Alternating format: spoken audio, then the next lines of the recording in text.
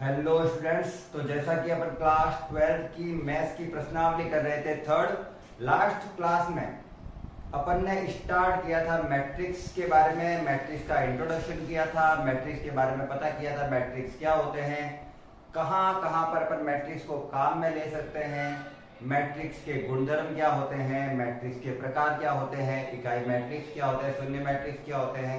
ऐसे अपन ने पंक्ति मैट्रिक्स वगैरह सारे किए थे। साथ ही अपन ने पढ़े थे मैट्रिक्स में कोटि क्या होती है, मैट्रिक्स के अवयव क्या होते हैं, अवयवों की संख्या कैसे पता की जाती है। ये अपन ने सारा का सारा लास्ट क्लास अपन ने पूरा कर लिया था। आज की क्लास में अपन करने वाले हैं उसी से संबंधित प्रश्नावली 3.1 के प्रश्न। ठीक है, 2 मिनट के लिए रुकना। तो अपन बेसिकली प्रश्न करने वाले हैं 3.1 के सारे प्रश्न करने वाले हैं। जो मैंने लास्ट क्लास कराई थी वो सारी की सारी बेसिक था, मतलब वो अपन के 3.1 से रिलेटेड वाले टॉपिक थे और जो पीछे वाली प्रश्नावली चलती है उससे भी रिलेटेड थे। अगर आपने वो क्लास नहीं देखी है तो मैं चाहता हूँ एक बार वो आप क्लास देख ले, उसके बाद में आपको ये प्रश्नावली अपने आप ही समझ में आ जाएगी। चलिए फिर भी स्टार्ट करते हैं प्रश्नावली 3.1 में। आपको साथ साथ टॉपिक समझाता रहूंगा, आप यहाँ पे अच्छे से ध्यान रखना। एक्सरसाइज है 3.1, प्रश्नावली 3.1। क्या प्रश्न दिए हुए हैं अच्छे से पढ़ते हैं और उनके करते हैं हल। आगे वाले प्रश्न बहुत ही छोटे हैं, आराम से कर पाएंगे। तो प्रश्न इस प्रकार से दिया हुआ है। पहला प्रश्न है अवयव ए है जिसमें कुछ अवयव दे रखे हैं के लिए ज्ञात कीजिए अवयव की कोटि, अवयवों की संख्या और अवयव कुछ दिए हुए हैं वो कौन कौन से हैं। तो मुझे पहले तो ए क्या दिया हुआ है वो लिख लेते हैं अपन। मुझे इसके लिए ए दिया हुआ है 2 5 19 माइनस का 7 35 माइनस 2 5/2 12 रूट का 3 1 माइनस का 5 और 17। बोला हुआ है इस प्रश्न में अवयव की कोटि क्या है और अवयवों की संख्या क्या है। देखो अवयवों की संख्या तो दिख रही है, गिन सकते हैं अपन, लेकिन जो फर्स्ट अपन को पूछा हुआ है वो पूछा है अवयव की कोटि क्या है। कोटि होती है पंक्तियों की संख्या इनटू स्तंभों की संख्या। पंक्ति क्या होती है, ऐसे लेटी हुई लाइन जिसे कहते हैं क्षैतिज रेखा है, और स्तंभ क्या होता है, खड़ी रेखा जिसे कहते हैं ऊर्ध्वाधर रेखा है, उन्हें कहते हैं स्तंभ। तो पंक्तियां कितनी दे रखी है मुझे, तो 1 पंक्ति 2 पंक्ति और 3 पंक्ति। तो कोटि में पंक्ति तो आ गई 3 इंटू स्तंभों की संख्या 4। हो गया, कुछ है ही नहीं। और ये तो आपके स्कूल में मुझे लगता है करा ही देते होंगे अच्छे से।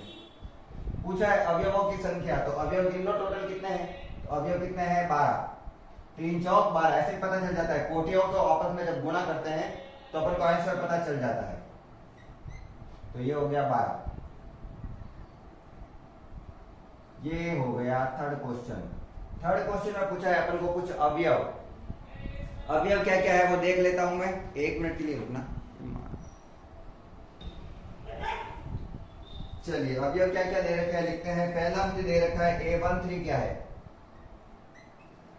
A13 का मतलब होता है पंक्ति पहली और स्तंभ तीसरा। पंक्ति पहली स्तंभ 1 2 3, ये रहा। तो मेरा A13 क्या है 19। बाद में क्या दिया हुआ है A21। A21 क्या है अपन का, तो दूसरी पंक्ति 1 2 और स्तंभ पहला ये 35। फिर क्या दिया हुआ है A33, इसमें तो तीसरी पंक्ति और तीसरा स्तंभ है। तीसरी पंक्ति ये वाली पंक्ति और स्तंभ है 1 2 3 माइनस का 5। उसके बाद में बोला हुआ है A24। ये फटाफट इसलिए करा रहा हूं क्योंकि इनमें कोई भी ज्यादा बड़ी बात है नहीं। दूसरी पंक्ति ये पहली और ये दूसरी, इस पंक्ति में चौथा स्तंभ 12। उसके बाद दिया हुआ A23, दूसरी पंक्ति तीसरा स्तंभ, दूसरी पंक्ति तीसरा स्तंभ 5/2। तो ये हो गए अपन के सारे के सारे अवयव जो अपन को प्रश्न में दिए हुए हैं प्रश्न नंबर 1 के लिए। What is my marker second. चलिए, तो ये तो हो गया अपन का क्वेश्चन नंबर 1। इतना कुछ खास था नहीं इसमें, और मुझे लगता भी नहीं है कि कोई बच्चे इनको देखेंगे भी क्वेश्चन को, ये तो यूं ही आता है उन लोगों को। प्रश्न नंबर है 2।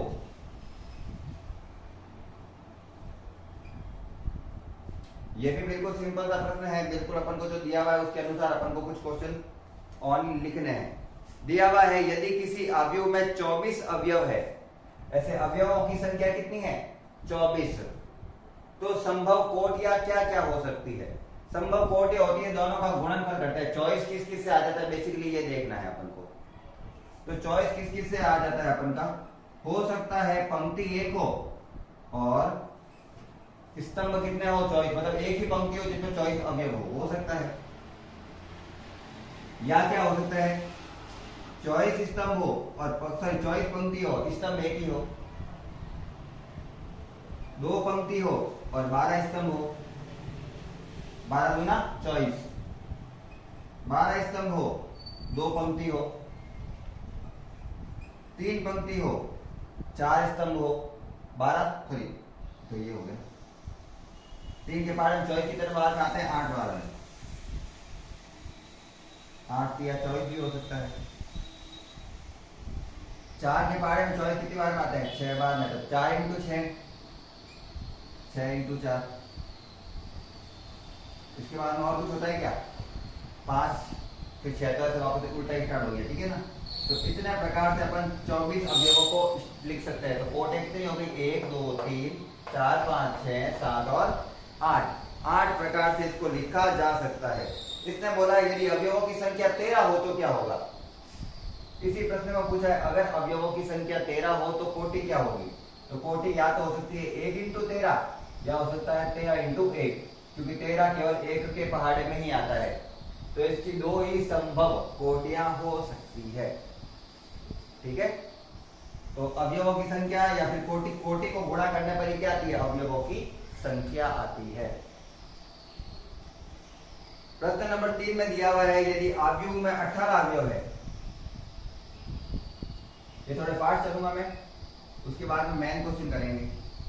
अवयव में 18 अवयव है तो क्या हो सकता है। तो 18 अवयव कैसे कैसे आ सकते हैं, एक पंक्ति 18 स्तंभ या 18 पंक्ति 1 स्तंभ, 2 हो गए। 2 पंक्ति 9 स्तंभ, 9 पंक्ति 2 स्तंभ, 18 हो गए। और 18 किसके पाड़े में आता है 3 के पाड़े में, 3 इंटू 6, 6 इंटू 3। तो इतने प्रकार से अपन इनकी कोटियों को लिख सकते हैं। 18 की कोटियां है टोटल 6 अवयव, सॉरी 18 अवयव को 6 प्रकार से जमा सकते हैं। यदि 5 अवयव हो तो क्या होगा, तो वापस वही होगा 1 इंटू 5 और 5 इंटू 1, तो उसकी 2 ही कोटियां बनेगी 1 इंटू 5 और 5 इंटू 1। तो ये तो सिंपल सा है, भले आपको करना है तो देख सकते हो, बाकी ये इनके उत्तर है। तो 3 प्रश्न तो बहुत इजी थे। अब यहाँ पे जो क्वेश्चन आने वाले हैं इंपॉर्टेंट है वहां से, तो इनको हटाकर क्वेश्चन नंबर स्टार्ट करेंगे अपन 4। ये इसलिए फटाफट कराया मैंने क्योंकि इनका इतना कोई महत्व नहीं है ना, आपको एग्जाम में 1 नंबर में पूछा जाएगा तो भी आपको आते होंगे। ऑनलाइन क्लास में वो वाली चीजें देखी जाती है जो बच्चों में थोड़ी सी कंफ्यूजन होती है बच्चों को। चलिए क्वेश्चन नंबर 4 दिया हुआ है, एक 2 इंटू 2 अवयव को ए आई जे बनाना है। ए आई जे की रचना करनी है जिसके अवयव निम्नलिखित पद्धत हैं। अपन को कुछ सूत्र दे रखे हैं, सूत्र से अपन को मैट्रिक्स खुद को बनानी है। अवयव मतलब मैट्रिक्स, और अपन मैंने कहा था अपन मैट्रिक्स ही पढ़ेंगे इसको। तो अपन को कुछ सूत्र दे रखे हैं, उससे अपन को बनानी है अवयव। तो इसके लिए मुझे पहला दे रखा है, पहले से मैं इसको लिखूंगा। मुझे 2 इंटू 2 की कोटि बनानी है। तो 2 इंटू 2 की कोटि का मतलब क्या होता है, इसका मतलब है मुझे ए जो बनाना है वो बनाना है A11 A12 A21 A22। ये हो गया 2 इंटू 2 कोटि का matrix. A11 A12 A21 A22। ये आपको पता होगा अवयव इस प्रकार से लिखे जाते हैं। और अगर आप पहली क्लास देख रहे हैं तो ये मैंने लास्ट क्लास में बताया था। अवयवों को लिखा जाता है पंक्ति पहली, स्तंभ पहला, पंक्ति पहली, स्तंभ दूसरा, पंक्ति दूसरी, स्तंभ पहला, पंक्ति पहली और पंक्ति दूसरी और स्तंभ भी दूसरा। ऐसे अपन अवयवों को जमाते हैं। पंक्ति पहले देखी जाती है ऐसे। तो देखो ये कौन सी लाइन है? पहली। तो पहली लाइन में ये वाला पहला, ये वाला हमेशा पहला रहेगा। लेकिन स्तंभ ऐसे है तो ये पहला और ये स्तंभ दूसरा, ऐसे जमाए जाते हैं। अब इसका पहला प्रश्न है मेरे पास कि इसके लिए आई ए जे, ये जो अवयव दिए ना उसका सूत्र है। ये का सूत्र है आई प्लस जे का होल स्क्वायर बट्टा 2। इससे मैट्रिक्स तैयार करो। बिल्कुल करते हैं मैट्रिक्स। देखना कैसे। आगे वाला मान जो है वो आई होता है और पीछे वाला मान है वो जे होता है। तो उन दोनों को वैल्यू पुट करके एक मैट्रिक्स बनाते हैं। सबसे पहले लिखा हुआ है ए वन वन, मतलब आई भी एक है और जे भी एक है। एक प्लस एक का स्क्वायर, एक और एक होता है 2, 2 का स्क्वायर हो जाता है 4 और 4 बटा 2 आएगा यहाँ पे। ठीक है। और अपन को सूत्र लिखना नहीं होता है, अपन को सीधा आंसर निकालना है। उत्तर कितना आएगा? 2। पहला हो गया। अब आई है 1 और जे है 2, तो 1 प्लस 2 कितना हो जाता है? 3। 3 का स्क्वायर 9 बटा 2। इसको काट नहीं सकते तो ये 9 बटा 2 ही रहेगा। तीसरा वाला आई 2 और जे 1, तो 2 प्लस 1 हो गया वापस 3। 3 का स्क्वायर वापस 9 बटा 2, तो यहाँ पे आएगा 9 बटा 2। ठीक है। फिर आई भी 2 और जे भी 2, तो 2 प्लस 2 हो गया 4। 4 का स्क्वायर होता है 16। 16 बटा 2 कितना हो जाता है? 8। ये हो गया मेरा पहला प्रश्न का हल। ठीक है ना। ये सॉल्यूशन कर रहा हूं मैंने। सॉल्यूशन पहले ही यहाँ पे लगा दिया है। ये फर्स्ट का सॉल्यूशन है। तो आपको साइड में रफली करके आपको सीधे आंसर लिखने हैं। आपको वहां पर इसके अंदर कुछ भी सॉल्व नहीं करना है। मैट्रिक्स के अंदर आपको रफली या फिर पीछे कॉपी के पीछे ये हल कर करके आंसर लिखने हैं। मुझे दिया है प्रश्न नंबर 2 के ए आई जे जो दिया हुआ है मुझे, उसके लिए है आई बटा जे। आई बटा जे मतलब आई को ऊपर रखना है, जे को नीचे रखना है। सूत्र फॉर्मूला यही है। वैल्यू मैट्रिक्स इसी टाइप का है। उसके अंदर अब ये पुट करना है।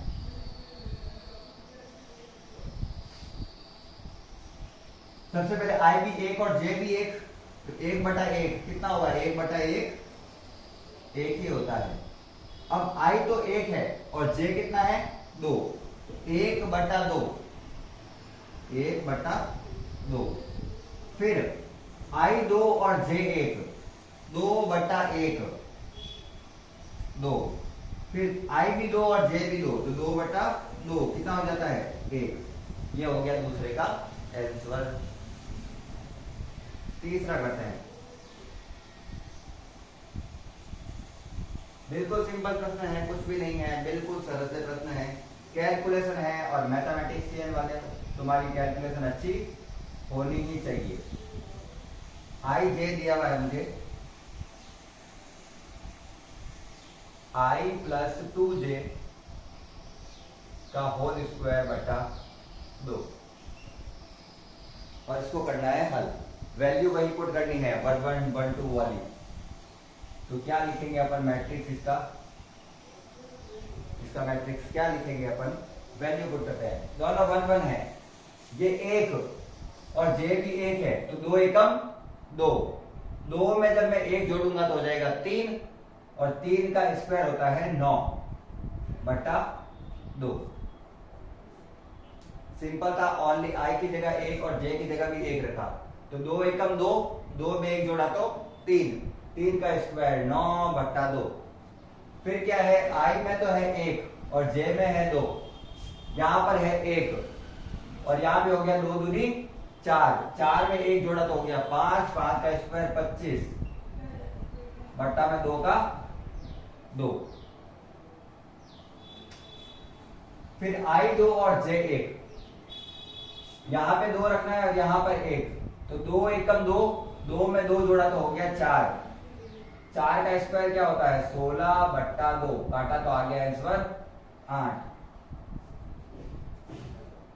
अब आई भी 2 रखना है और जे भी 2 रखना है। 2 प्लस 2 दूनी 4, 4 और 2 हो गया 6 मेरे पास। 6 का स्क्वायर करूंगा तो हो जाएगा 36 और 36 में 2 का भाग लगाऊंगा तो उत्तर आएगा 18। कुछ नहीं है, अपन को कैलकुलेशन आनी चाहिए और इन क्वेश्चन में करने के लिए ज्यादा से ज्यादा अपन को लगाना है, ज्यादा से ज्यादा 1 मिनट। कम से कम तो आप इसको 10 सेकंड में करो तो भी आपके ऊपर है। ऐसे क्वेश्चन तो 10 सेकंड में ही होने चाहिए ये वाले तो। चलो इसमें तो वैल्यू पुट भी कर सकते हो, तो इसको मैं मान लेता हूं आपको 30 सेकंड से 1 मिनट के अंदर हो जाना चाहिए। अब अपन करेंगे प्रश्न नंबर 5। चलो यहां से कर लेते हैं, जगह पड़ी है तो, क्योंकि सेम प्रश्न है, कोई दिक्कत ही नहीं है।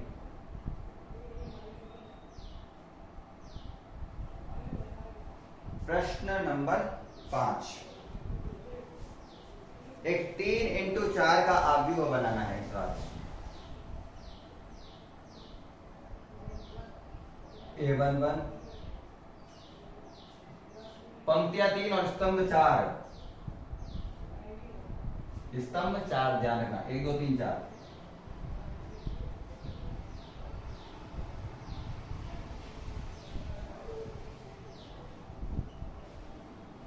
A32 A33 और A34, ये तो मैंने लास्ट क्लास में तो बता ही दिया था, स्तंभ और पंक्तियां। और अभी भी आपको ये तो पता ही होगा A11 A12 वगैरह पंक्ति और स्तंभों की संख्या है लगातार, ठीक है। अब मुझे इसका सॉल्यूशन क्या करना है, इसमें कुछ प्रश्न दे रखे हैं, दोनों को अपन को करना है हल। जिसमें फर्स्ट मुझे दिया हुआ है Aij बराबर 1/2 सारणिक नहीं है, ये मापांक है।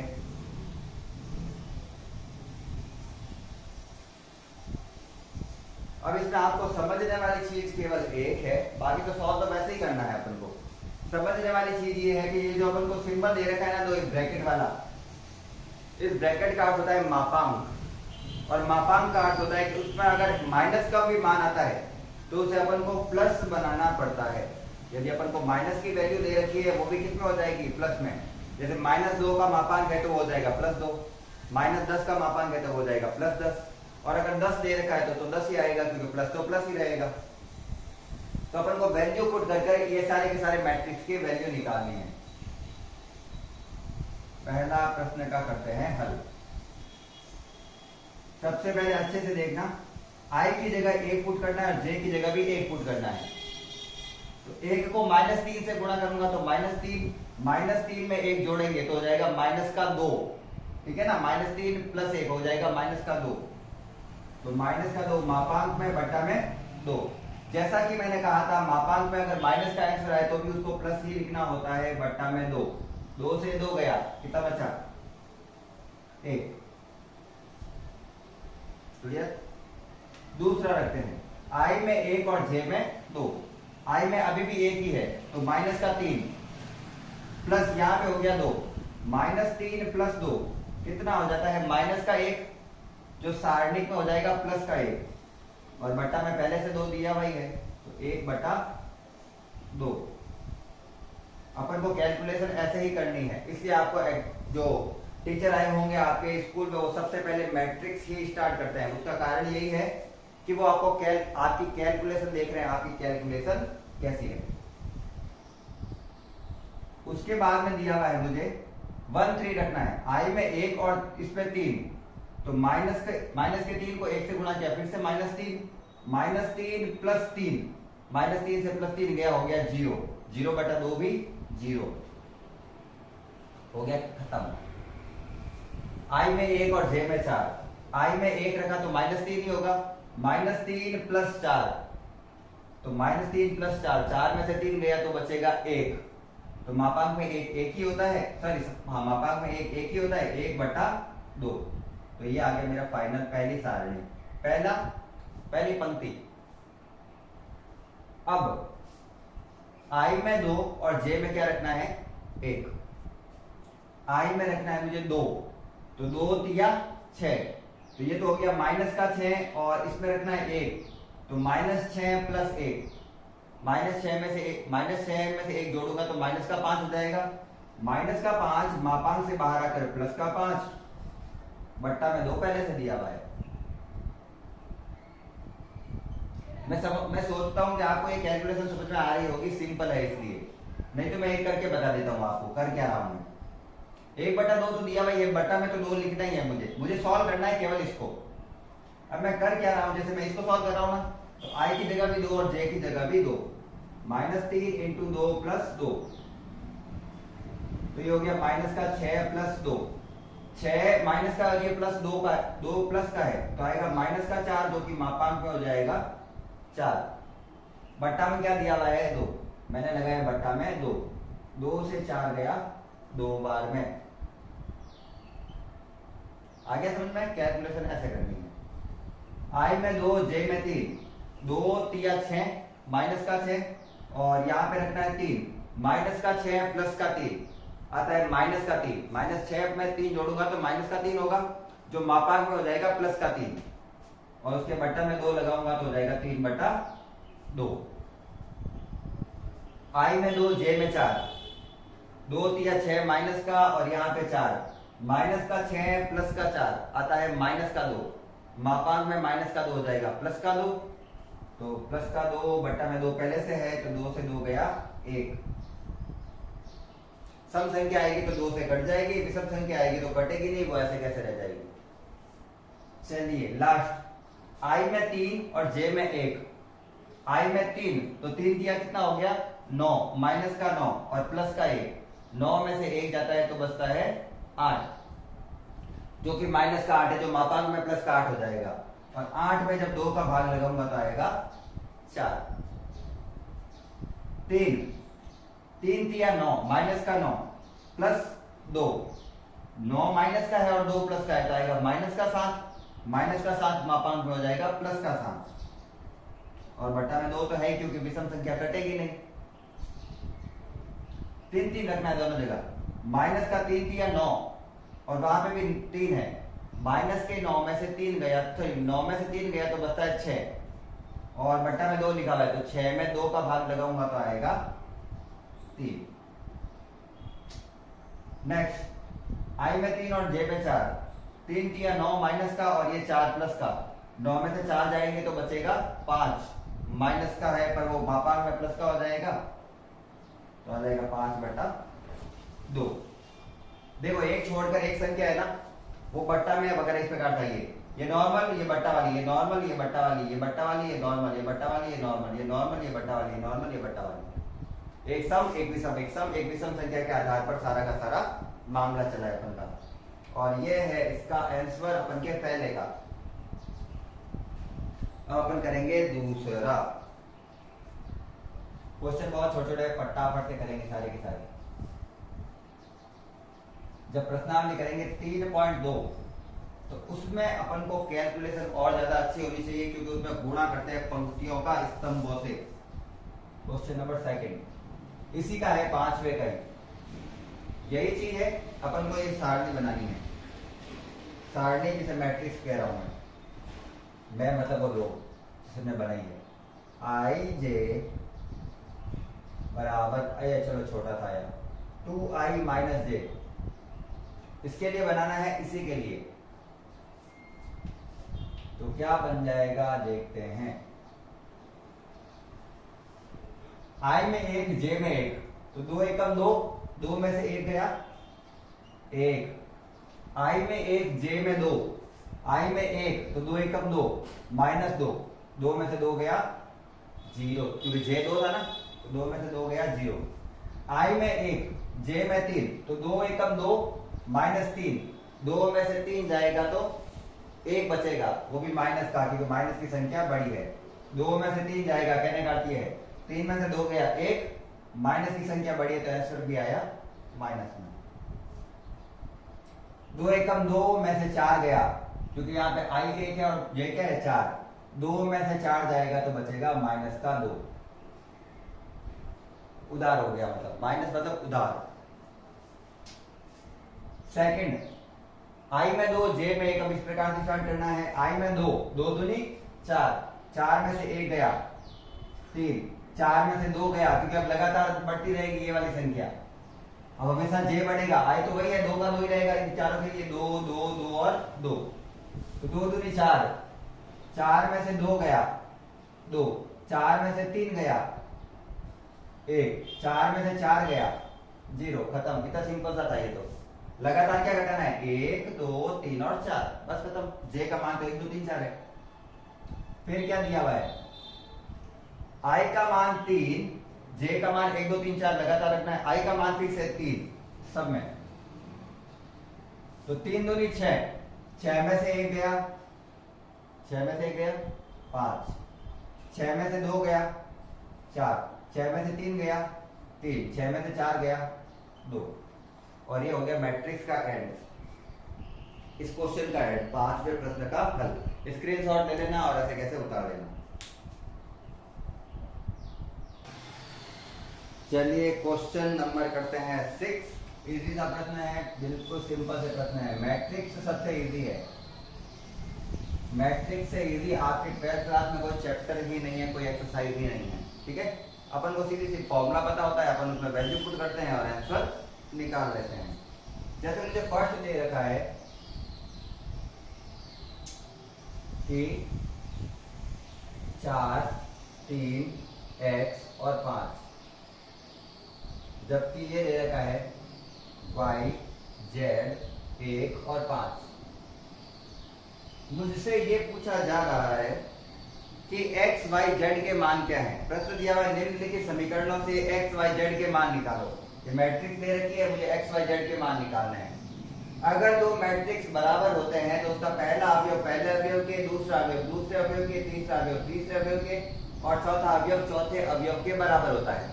चौथा तो आपको दिख भी रहा होगा, 5 5 के बराबर है, क्योंकि दोनों संख्या है तो सेम ही लिखनी पड़ेगी।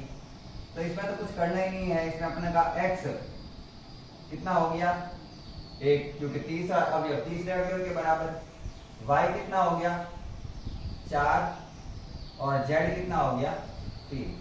बस इतना सा था। ये कौन सा अवयव किसके सामने लिखा हुआ है, भाई उसका आंसर है। चलिए क्वेश्चन करता है सेकंड। दिया हुआ है मुझे x प्लस वाई। ये जो प्रश्नावली है वो आपको यूज टू करने के लिए, इस समीकरणों के लिए, ऐसा नहीं कि इतनी इजी क्यों दी। वो चाहते हैं कि थोड़े बहुत प्रश्न है वो आप यूज टू हो जाए ताकि आप आराम से कर पाओ। 6 2 5 8। अब समीकरणों को करना पड़ेगा हल। तो हल करने के लिए क्या करेंगे वो आप इधर अच्छे से ध्यान रखना। पहला तो मुझे x प्लस वाई और एक्स वाई की तो समीकरण दे रखी है, तो उससे हल करना पड़ेगा, और लास्ट में z इससे हल कर देंगे अपन आराम से। एक्स वाई और x के लिए क्या समीकरण बनाऊं मैं, तो x प्लस वाई किसके बराबर होगा 6, क्योंकि पहला अवयव पहले अवयव के बराबर होता है, तो x प्लस वाई बराबर 6। यहां से अगर मैं y की वैल्यू निकालूं तो x जाएगा उधर, प्लस का x उधर जाके हो जाएगा माइनस का। क्यों किया मैंने ये अभी पता चलेगा, क्योंकि मुझे एक्स वाई की एक और समीकरण दे रखी है। एक्स वाई बराबर कितना होगा 8, चौथा अवयव चौथे अवयव के बराबर।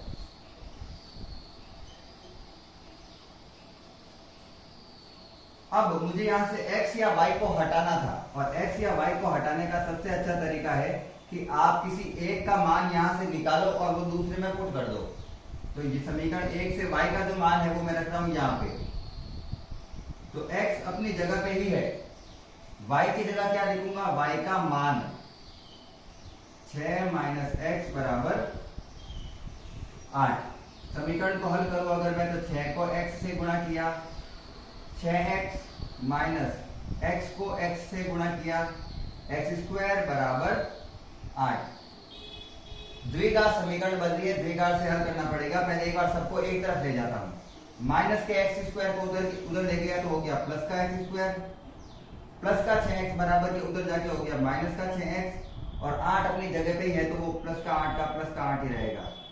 सब एक तरफ हो गए, मतलब बराबर में बचा 0। ये कैलकुलेशन तो मैं लगता है आपको आनी चाहिए, आती होगी, आनी क्या चाहिए, आती होगी आपको, है ना। अब मुझे बस इसको हल करना है। कौन सी विधि से, गुणनखंड विधि से। इसके दो खंड करने हैं और उसका कॉमन लेके एल्स निकालना है। 6 के ऐसे क्या खंड करूं कि एक को 8 से गुणा करते तो 8 आता है, तो 6 के ऐसे क्या खंड करूं कि उनका गुणा करने पर तो 8 आए और जोड़ने या घटाने पर वापस 6 खुद बन जाए। तो अगर मैं 4 और 2 खंड लेता हूं तो इन दोनों को जोड़ूंगा तो आ जाएगा 6 और इन दोनों का गुणा करूंगा तो 8 भी मिल जाएगा। तो खंड क्या हो गए मेरे पास, x² minus 4x minus 2x plus 8 बराबर 0। कुछ बच्चों को इस बात में प्रॉब्लम होगी कि यहाँ पे माइनस क्यों लिया है, तो इसके आगे माइनस था तो दो संख्या माइनस वाली होती है, उनको जोड़ने पर ही माइनस आया है, ठीक है। दूसरा बच्चों को ये कंफ्यूजन होती है कि मैं अगर 2x में 4x जोड़ता तब भी तो 6x होता, तो क्या 2x को आगे और 4x को पीछे लिख सकता हूँ? बिल्कुल लिख सकते हो, आंसर सेम निकलेगा। -4x माइनस 2x लिखो या फिर -2x माइनस 4x लिखो, समीकरण में कोई प्रभाव नहीं पड़ेगा, उत्तर में कोई फर्क नहीं आएगा। आगे वाले दोनों में अलग से कॉमन लेते हैं, तो इन दोनों में जब मैं अगर कॉमन लेता हूं तो कॉमन आ रहा है x, तो इसमें बच गया x माइनस इसमें x कॉमन आ गया तो बचा 4। इन दोनों में क्या कॉमन ले, तो इस दोनों में कॉमन लेना पड़ेगा। 2 के पारे में 2 और 8 दोनों आ रहे हैं, तो मैंने कॉमन लिया -2, तो 2 तो कॉमन आ गया, बच गया x, और चूंकि मैंने माइनस का चिन्ह कॉमन लिया है तो ये प्लस का क्या हो जाएगा माइनस। ध्यान से देखें तो माइनस प्लस माइनस और माइनस माइनस प्लस, तो चिन्ह चेंज हो जाते हैं। 2 चौक 8। ब्रैकेट वाली संख्या हमेशा सेम होनी चाहिए, नहीं तो आप जो कर रहे हैं गुणनखंड वो गलत कर रहे हैं, ठीक है। और मेरे दोनों ब्रैकेट सेम आ रहे हैं, एक बार ब्रैकेट के अंदर वाली चीज लिखनी है और एक बार ब्रैकेट के बाहर वाली। ब्रैकेट के अंदर लिखा हुआ है x माइनस 4, ब्रैकेट के बाहर लिखा हुआ है x माइनस 2 बराबर 0। यहां से x के दो मान आएंगे, x माइनस 4 बराबर 0, x माइनस 2 बराबर 0। माइनस का 4 उधर गया, x का मान हो गया 4, माइनस का 2 उधर गया, इसका मान हो गया 2। अगर x के दो मान निकले हैं तो y के भी कितने मान निकलेंगे? 2। कहां से निकाले? तो यहाँ पे वैल्यू पुट करते हैं। जब x 4 है तो 6 में से 4 जाएगा तो y की वैल्यू कितनी आएगी? 6 में से 4 गया तो 2। तो जब x 4 है तो y कितना होगा? 2। और अगर x 2 रखता हूं तो 6 में से 2 गया 4, तो y कितना आएगा? 4। जब x 4 है तो y 2, और जब x 2 है तो y 4 आएगा। क्या निकालना बच गया? z। तीसरा अवयव तीसरे अवयव के बराबर करते हैं। z 5 प्लस z बराबर 5। मुझे z का मान निकालना है, 5 का पक्षांतरण करूंगा उधर, प्लस का 5 उधर जाके माइनस का 5। z बराबर 5 तो पहले से पढ़ा है, ये प्लस का 5 उधर जाके माइनस का 5, और 5 में से 5 गए तो 0, तो z आ गया 0। छठा क्वेश्चन ये। चलो एक क्वेश्चन आया जो थोड़ा लेवल का है, लेवल मतलब थोड़ा सा अच्छा क्वेश्चन आया है, फटाफट से स्क्रीनशॉट ले लो। चलिए करते हैं क्वेश्चन नंबर नेक्स्ट। ये जो नेक्स्ट प्रश्न है वो मैंने आपको, अगर कल की क्लास आपने देखी हो तो मैंने बताया था कि जब अपन को बहुत सारी समीकरण दे रखी होती है कॉम्प्लेक्स, उनको सरल विधि से हल करने की प्रक्रिया क्या कहलाती है? मैट्रिक्स। तो अपन को जब बहुत सारी समीकरण दे रखी होती है तो अपन उसको मैट्रिक्स विधि से हल कर सकते हैं, आव्यूह विधि से हल कर सकते हैं। क्वेश्चन लिखते हैं, देखते हैं कैसे करेंगे। अपन के पास खूब तरीके होते हैं, जो आपको अच्छा लगे वो करेंगे। मुझे दिया हुआ है प्रश्न नंबर 3 छठे का, कि जब मैं x plus Y plus Z करता हूं, या मैं करता हूं x प्लस जेड, या फिर मैं करता हूं y प्लस जेड, तो कॉम्प्लेक्स हो गया बहुत सारा। कॉम्प्लेक्स मतलब जटिल हो गया सब क्वेश्चन। 9, 5 और 7। ये कौन सा वैसे ये कौन सा वाला मैट्रिक्स है? तो अगर मैं इस मैट्रिक्स को बोलूं तो ये स्तंभ मैट्रिक्स है। अवयव एक ही दिया हुआ है, ये एक अवयव, ये दूसरा अवयव, ये तीसरा अवयव। समीकरण है तो 3 अवयव नहीं मान लेना है इसको, ये पूरा एक ही अवयव है x plus Y plus Z, इनको जोड़ने पर एक ही उत्तर निकलेगा अपन का। तो अपन को तुलना करके इनके आंसर निकालना है। चलिए करते हैं तुलना। पहला अवयव पहले अवयव के बराबर होगा तो मैं लिख सकता हूं x plus Y plus Z equal होगा 9, इक्वेशन नंबर 1। दूसरा अवयव दूसरे के बराबर तो x प्लस जेड बराबर 5, equation number 2। y plus Z बराबर 7, इक्वेशन नंबर 3। मान निकालते हैं इसके। चलिए निकालते हैं। सबसे पहले इजी तरीका, समीकरण 1 में से मैं माइनस कर रहा हूं समीकरण 2 को। समीकरण 1 में से 2 को घटाएंगे तो x plus Y plus Z, इसमें से घटाने हैं ये दोनों, माइनस का x और माइनस का z, ये दोनों घटाएंगे बराबर 9 में से घटाना है 5। घटाना तो आता है ना आपको, 9 में समीकरण को घटाना, तो इन सबके चीजें चेंज करके लिखे जाते हैं। तो ये भी माइनस हो गया, ये भी माइनस, बराबर 9 में से 5 घटाना है तो 9 माइनस 5। x से x गया, z से z गया, y बराबर आ गया 9 में से 5 गया तो 4। खत्म, कुछ भी नहीं था क्वेश्चन, सिंपल सा प्रश्न था। इसमें से एक को केवल इन दोनों अवयवों को घटा दिया तो सीधा आ गया y बराबर 4। इसी प्रकार से समीकरण 1 में से ये घटाऊंगा तो x का मान आ जाएगा, क्योंकि y और z तो आपस में कट जाएंगे। तो समीकरण 1 माइनस समीकरण 3 करते हैं। समीकरण 1 क्या है, x plus Y plus Z, उसमें से घटाने क्या है ये दोनों, माइनस वाई माइनस जेड। 9 में से घटाना है 7, पहले अवयव में से तीसरा अवयव वाला, y से y गया, z से z गया, मेरे पास x आ गया 2। x है y है, चाहे x की वैल्यू यहाँ पे पुट करो तो भी z का आ जाएगा, चाहे y की वैल्यू यहाँ पे पुट करो तो भी z आ जाएगा। तो मैं इससे घटाऊं, चूंकि मुझे दिया हुआ है x प्लस जेड बराबर 5, x की वैल्यू कितनी है 2, 2 प्लस जेड बराबर 5। 2 का पक्षांतरण करते हैं, प्लस का 2 बराबर के उधर जाके हो जाएगा माइनस का 2, और z बराबर 5 में से 2 गया तो 3। x 2 है, y 4 है और z 3 है। बस इतना था ये सिंपल सा क्वेश्चन था। देखो, इसलिए कहते हैं समीकरणों को मैट्रिक्स से आराम से हल किया जा सकता है। अब करेंगे अपन प्रश्न नंबर अपना 7। अगर क्लास अच्छी लग रही हो, प्रश्न अच्छे से समझ में आ रहे हैं तो क्लास को फटाफट से लाइक करते हुए चलना है और सब्सक्राइब भी कर देना है चैनल को। क्वेश्चन नंबर 7, क्वेश्चन दिया हुआ है अपन को, 2 मैट्रिक्स दे रखे हैं बराबर, और अपन को बोला है A, B, C और D चारों के मान निकालना है। चलिए देखते हैं दिया हुआ क्या है। प्रश्न नंबर 7, मैट्रिक्स दिया हुआ है मुझे A minus B, 2A minus C, 2A minus B और 3C माइनस डी।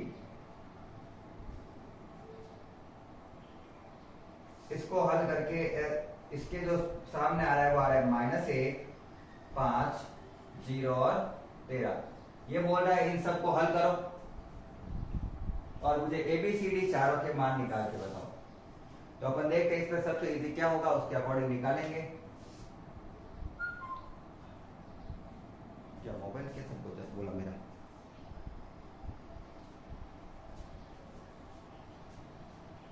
सबसे पहला देखा a माइनस बी बराबर माइनस का 1, पहला अवयव पहले अवयव के बराबर। दूसरी समीकरण दे रखी है 2a माइनस बी, सॉरी चलो ये लिख दी मैंने, ठीक है। तीसरा अवयव 0 और ये है 2a माइनस सी बराबर 5 और 3c माइनस डी बराबर 13। इक्वेशन 1, इक्वेशन 2, इक्वेशन 3 और इक्वेशन 4। इतनी रामायण मुझे दे रखी है। मुझे ABCD चारों के मान निकालने हैं। ऐसा कौन सी दो समीकरण है जिसमें अवयव समान है? इसमें AB दिया हुआ है, इसमें भी AB दिया हुआ है, बिल्कुल सॉल्व कर लेंगे। इसमें AC है, इसमें CD है, अलग अलग है। सबसे पहले इन दोनों को करना पड़ेगा हल, और हल करने के तरीका है कि मैं अगर इसमें से इसको घटाता हूं तो B से B तो कट जाएगा, और 2A और A कटेगा तो A आ जाएगा, तो इससे A का मान आ जाएगा। फिर A से अपन B निकाल लेंगे, B से अपन और A से अपन C निकाल लेंगे, और C से अपन D निकाल लेंगे। चारों एक एक करके निकाल लें। देखते हैं अभी क्या करते हैं। सबसे पहले वो समीकरण देखी जाती है जिनके अवयव समान हो। मुझे समीकरण 2 में से क्या घटाना है? समीकरण 1। अच्छे से बता देता हूं मैं आपको कर क्या रहा हूं। 2A माइनस B बराबर 0। समीकरण नंबर 2 में से घटानी है समीकरण 1, A माइनस B बराबर -1 को घटाना है, मतलब चिन्ह चेंज करना है। प्लस वाला हो गया माइनस, माइनस वाला हो गया प्लस, प्लस माइनस वाला हो गया प्लस। माइनस का B प्लस के B से कैंसिल, 2A से A गया, थोड़े ऊपर लिखने पड़ेंगे चिन्ह को, माइनस प्लस प्लस। 2A में से A गया, बचा A, और 0 और 1 को जोड़ूंगा तो 1 ही आएगा। तो मेरे पास कुल मिला के A आ गया है 1। A का मान रखते हैं अपन समीकरण नंबर, किसी में भी रख दो, A का मान रखते हैं समीकरण नंबर 1 में, इक्वेशन 1। 2A माइनस B बराबर 0 दिया हुआ है। A का मान मुझे दिया हुआ है 1, जो मैंने अभी निकाला है। माइनस B बराबर 0, 2 एकम 2, और माइनस का B बराबर उधर गया तो B 2 बराबर B, या फिर मैं कह सकता हूं 2 माइनस B बराबर 0, तो B बराबर आ जाएगा 2। B आ गया, A आ गया। अब क्या निकाले? तो इक्वेशन नंबर C, समीकरण नंबर C लेते हैं, 3 लेते हैं, समीकरण नंबर 3। A इसमें भी है तो पुट करते हैं। तो पहले तो मैंने समीकरण लिखी, 2A माइनस C बराबर हो गया 5। A का मान है मेरे पास 1, तो 2 इंटू 1 माइनस C बराबर 5। 2 एकम 2 माइनस C बराबर 5। माइनस का C इधर ही रख रहा हूं, बराबर बराबर 5 का 5, ये प्लस का 2 उधर जाके हो गया माइनस का 2। C बराबर, ये 5 में से 2 जाएगा तो बचेगा 3, और ये माइनस का है जो चिन्ह, वो उसको उधर भेज देता हूं, तो ये उधर जाके हो गया उसके साथ माइनस। इतना तो आपको पता चल ही जाता होगा, नहीं तो और बता दूं मैं तो कुछ नहीं। माइनस C बराबर हो गया 3। मुझे तो C का मान चाहिए, माइनस उधर भेज देते हैं, C बराबर -3। और मुझे पता है ऐसे कई बच्चे होते हैं जिनको चिन्ह अभी भी समझ में नहीं आते होंगे, तो उनके लिए क्या कहें, थोड़ा बहुत आपको प्रैक्टिस करनी चाहिए ताकि आप आराम से कर पाए। लास्ट है इक्वेशन नंबर 4 से कर रहा हूं। दी भी है मुझे 3C माइनस D बराबर 13। D का मान निकालना है, C का मान अभी निकाला था, तो क्या होगा 3 इंटू -3, और माइनस की संख्याओं को हमेशा ब्रैकेट में लिखना है, माइनस D बराबर 13। 3 दिया 9, माइनस का माइनस प्लस माइनस, माइनस का D बराबर 13। तो ये पूरा बड़ा क्वेश्चन था, ये भी अच्छा था। माइनस का 9 अपनी जगह पे ही, ये प्लस का 13 उधर गया तो माइनस का 13, और माइनस का D बराबर के इधर आया तो प्लस का D, क्योंकि मुझे D प्लस का चाहिए, नहीं तो अभी वही चिन्ह चेंज करवा के बताना पड़ेगा। 13 और 9 दोनों माइनस के जुड़े तो हो गया मेरे पास 22, तो D बराबर हो गया 22, वो भी किसका? माइनस का। तो ये हो गया अपन का क्वेश्चन नंबर 7। अच्छे से कर लेना इसको नोट डाउन, सिंपल प्रश्न था बिल्कुल। अगर क्वेश्चन अच्छे से समझ में आ गया हो तो क्लास को साथ साथ लाइक करते हुए चलना है। मैं यहाँ पे इस क्वेश्चन को हटा देता हूं, मैं मानता हूं आपने स्क्रीनशॉट ले लिया होगा।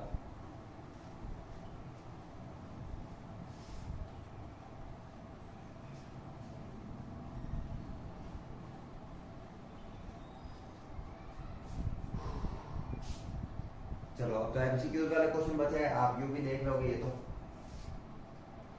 क्वेश्चन नंबर 8 क्या बोल रहा है वो क्वेश्चन नंबर 8 में कि एक मैट्रिक्स है ए बराबर ब्रैकेट में मैट्रिक्स वाला ए है आई जे, जो कि अपन को पता है आई जे ही होता है m इंटू n। एक वर्ग आव्यूह होगा, यदि वर्ग आव्यूह के लिए क्या इंपॉर्टेंट होता है, वर्ग आव्यूह के लिए इंपॉर्टेंट होता है कि उसके जितने पंक्तियों की संख्या है वही उसके स्तंभों की संख्या होनी चाहिए, मतलब पंक्ति और स्तंभ बराबर होने चाहिए। जैसा कि अपन मैथ्स में पढ़ते हैं कोई वर्ग होता है उसकी लंबाई चौड़ाई सब बराबर होती है, इसी प्रकार से वर्ग मैट्रिक्स में स्तंभों की संख्या और पंक्तियों की संख्या बराबर होनी चाहिए। तो वर्ग मैट्रिक्स के लिए इंपॉर्टेंट है कि m किसके बराबर हो, n के, पंक्तियां किसके बराबर हो, स्तंभ के। यहां पे m पंक्ति है और n क्या है, स्तंभ। नेक्स्ट प्रश्न दिया हुआ है अपन को कि एक समीकरण दे रखी है 3x + 7 5 y + 1 और 2 - 3x, इसका मान बराबर है 0 y - 2 8 और 4 के। पूछ रहा है इसमें x और y का मान क्या है और क्या ये संभव है या नहीं है। दोनों टाइप से दिया हुआ है, सेकंड ऑप्शन लिखा हुआ वो संभव है या नहीं है वो भी देखना है। तो x और y के मान निकाल के देखते हैं, और अगर सेम मान आ रहे हैं तब तो सही है, नहीं तो अपन कहेंगे कि ये संभव नहीं है। पहले पहला अवयव और पहले अवयव का करता हूं तुलना। 3x + 7 बराबर 0, ये कह रहा है 3x किसके 7 बराबर किसके है, 0 के। यहां से अगर मैं वैल्यू निकालूं तो प्लस का 7 उधर जाके हो जाएगा माइनस का 7, और मुझे x की वैल्यू निकालनी है तो 3 जाएगा बट्टा में, ये आया x का मान। एक और x का मान दिया हुआ है ये वाला, ये बोला इसकी भी तुलना करो तो बिल्कुल कर लेते हैं।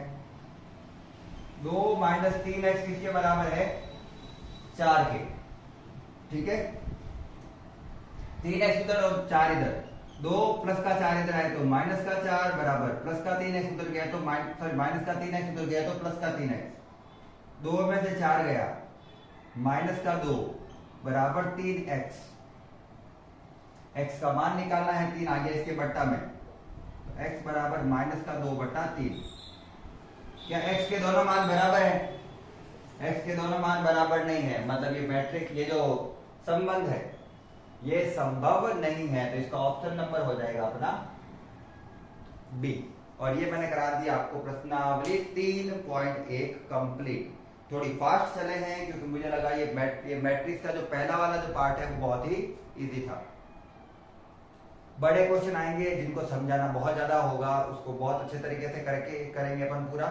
लेकिन मैं मानता हूं आपको छोटी मोटी कैलकुलेशन आती होगी, आपने 10th में मैथ्स 10th के अकॉर्डिंग मैथ्स लिए तो कैलकुलेशन आपकी अच्छी होनी चाहिए, ठीक है ना। आज की क्लास को यहीं पे समाप्त करते हैं। क्लास को अंत तक देखने के लिए धन्यवाद। राधे राधे।